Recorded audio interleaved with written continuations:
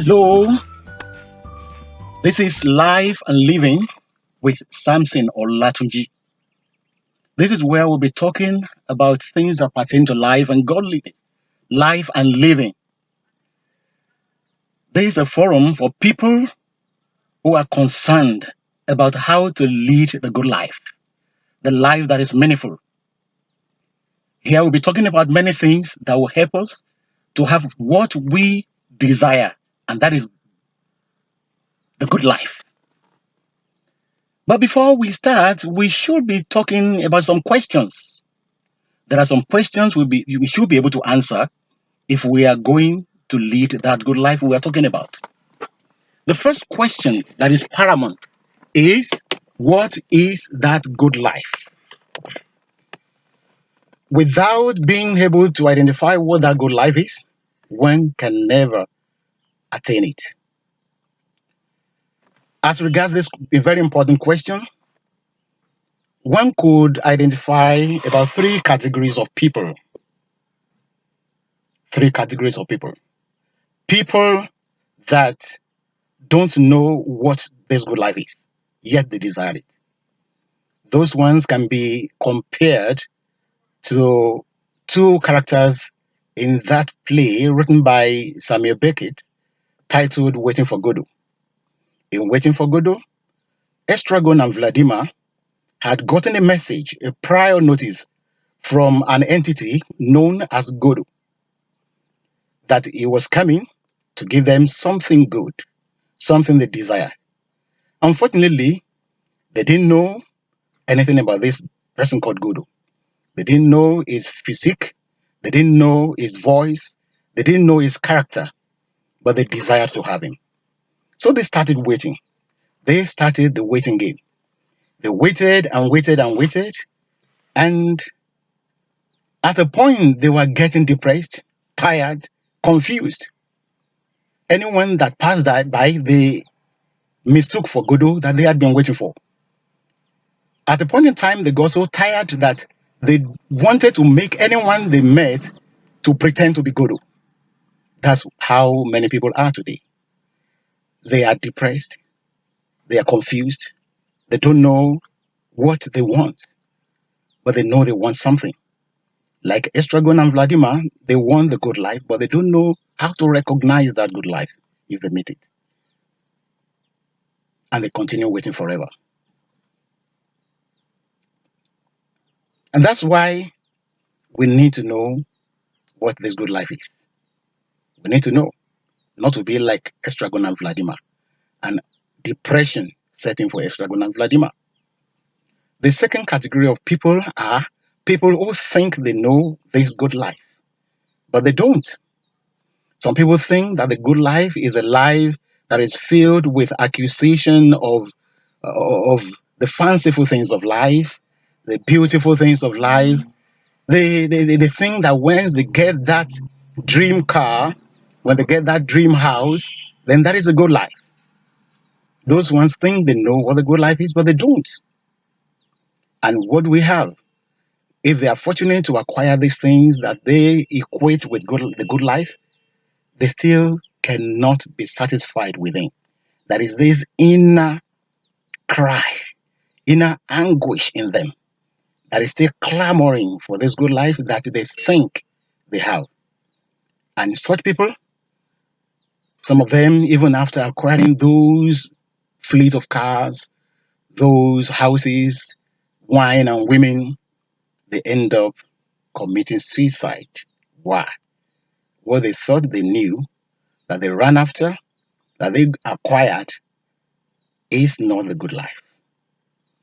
Then the third category of people are people that have made conscious efforts. They have done a lot of research, formally or informally, to know what the good life is, and they are pursuing it. I want us to belong to the third category. Now, the other question is, what is this good life again? The good life, as we have shown, is not that which is characterized by a fleet of cars, wine, women, mirth, enjoyment, bodily enjoyment. No. Of course, these can be symptomatic of the good life. They can be things that can we can acquire when we have the good life, but they are not necessarily the good life. The good life is that one which one leads with a focus. Somebody who has known what their purpose in life is. You see, all of us have some common purposes as humans. However, every human being has one particular purpose in life that is peculiar, that is different from what any other person has. Somebody who leads that good life is someone who has identified that goal, that purpose, that reason for living, and who is pursuing it and is making consistent progress towards that goal. And let's sound a note of warning, that goal is lifelong.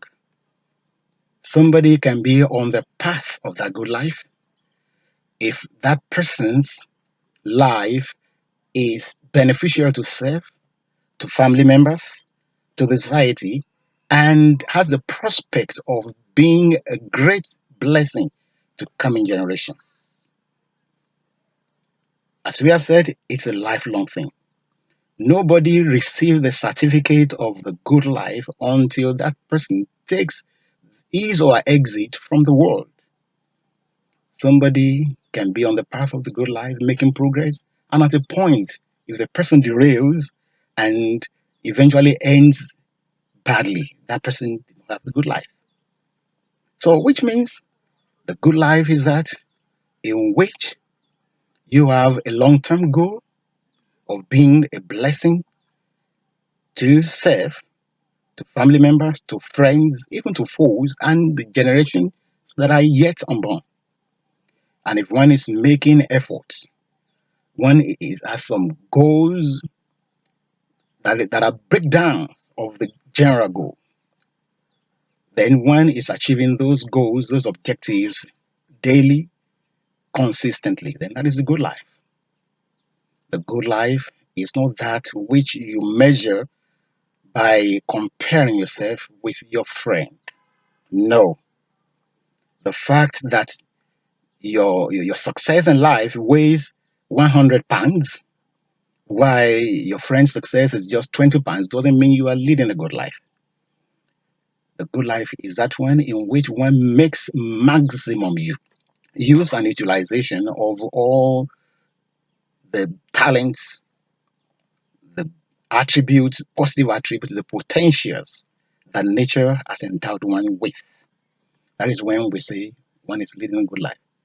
For example, somebody who success can weigh 100 pounds may not be leading the good life if their potentials naturally enables them, is available to make them achieve 150 pounds of success.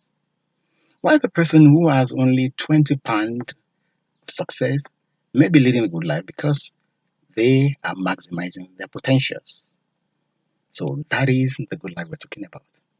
The good life that we must pursue. The good life that could make us good reference points to the coming generations.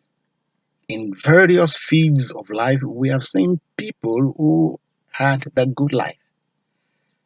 People, irrespective of color, creed, gender, who have been certified to have led the good life. Their names are many. However, unfortunately, there are many people who failed woefully to attain that good life while they thought they lived. And that is why some people have said the graveyard is the richest place in the world. That is where you have untapped resources, unutilized or underutilized potentials buried under the ground, buried far away, perishing. So I would implore every one of us to try to identify what purpose for what purpose we have been brought into this world. See how we can break some goals within that general purpose. Fashion out how we can achieve those goals so that at the end of the day, we will die empty. Yes, the good life is a life of somebody who dies empty. Oh, emptiness generally would give us a bad feeling that, oh, empty? Why should I be empty? Emptiness is not good. No. Somebody who dies empty is somebody who has been able to discharge all the potentials, all the blessings, all the talents that they brought into this world to bless humanity so that when they go, there is none of their potentials being buried under the earth.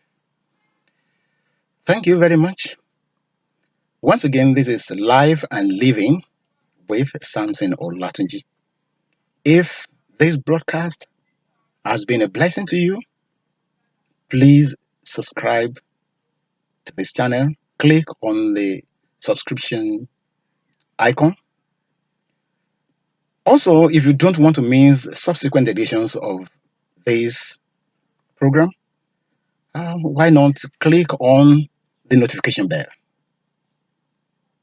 Also, if you want to be a blessing to others, you don't want to be the only one leading, achieving the good life, you may share this video with your loved ones. Thank you very much. See you again. Cheerio.